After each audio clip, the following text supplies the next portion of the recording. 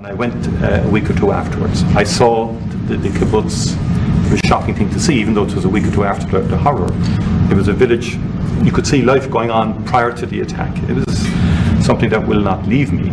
And I've been interested in the Middle East for a long, long time. It's complex, and it's all of that. But we do desperately need hostages out, all of them. It's far too long. Let me finish. And then we need a ceasefire. We need to consolidate that. We need a surge of humanitarian aid into Gaza, because again, there's too many children and too many people starving, and so on. Just too many. And it's that humanitarian impulse is what motivates the Irish in respect of its views. And I've always been of the view, it's been our view that a two-state solution would be ideal. It's become much more challenging and difficult as time has moved on. But that has always been our position. But it's genuinely to have people, because we've gone through this. We discussed this prior to you coming in. We've been through some of this. People hating each other, terrible acts of violence carried out on each other. We came through it.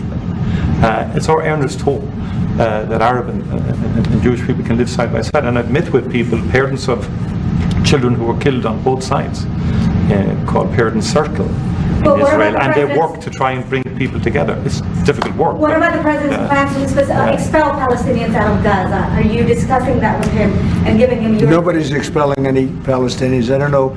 Who are you with? I'm in Voice of America, sir. Oh, no wonder. Okay, Voice of America.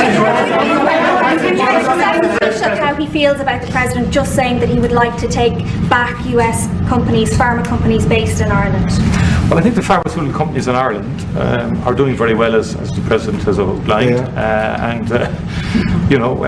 Again, I think it's about that two-way partnership. I understand fully where the president is coming from. I think there's actually room. Now, we can discuss all this. I think there's room for those companies to grow in America, and many of them, by the way, have already announced fairly significant manufacturing investments now. It's true, just recently. Like people like Eli Lilly, for example, who have been a long-standing presence in Ireland since the 1970s.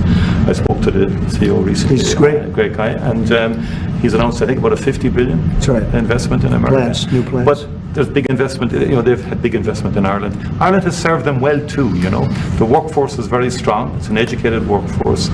They delivered well. During COVID-19, a number of CEOs said to me, a lot of the plants in Ireland were the only plants that never closed for a single day during COVID. Not a single day. Productivity is good and so on like that. But look, there'll be swings around.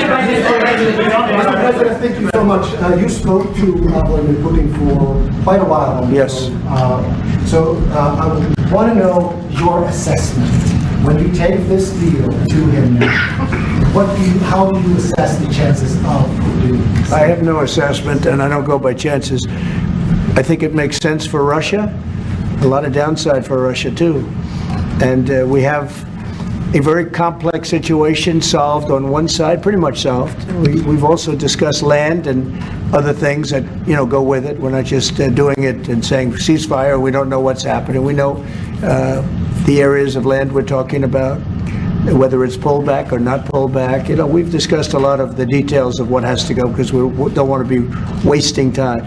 We don't want to be wasting time while people are dying. I mean, as we're sitting here, you probably had 2 people die on that very open field. It's dead flat. It's great farmland, and it's dead flat. There's no protection.